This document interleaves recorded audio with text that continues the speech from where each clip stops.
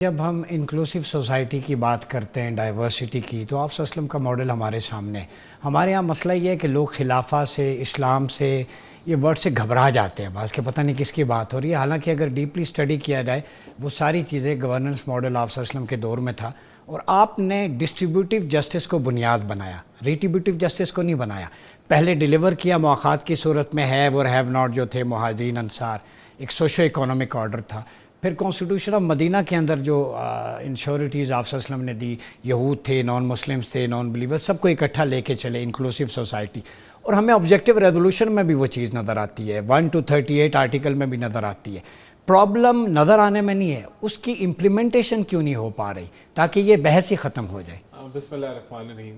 دیکھیں، آپ نے ٹھیک کہا کہ ہماری جو آئین ہے اس میں فنڈامنٹل رائٹس بڑے اچھے طریقے سے کور کیے گئے ہیں، اور جو حقوق ایک انسان کو ایک آزاد ملک میں ملنے چاہیے وہ لکھے ہوئے ہیں۔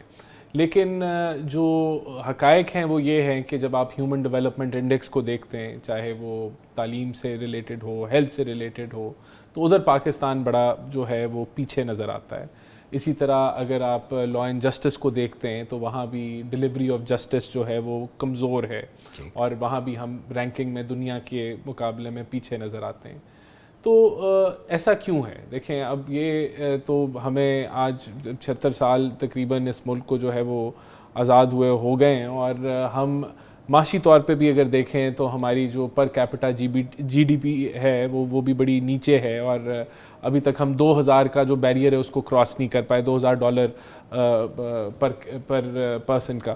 تو یہ ساری وجوہات جب آپ دیکھتے ہیں تو ہمارا جو ایک اس ملک میں پولیٹیکل سٹیبلٹی جو کہ اس سے ہم محروم رہے ہیں، اور کنٹینیوٹی آف پالیسی سے ہم محروم رہے ہیں، تو اس کی بنیادی وجہ مجھے یہ نظر آتی ہے۔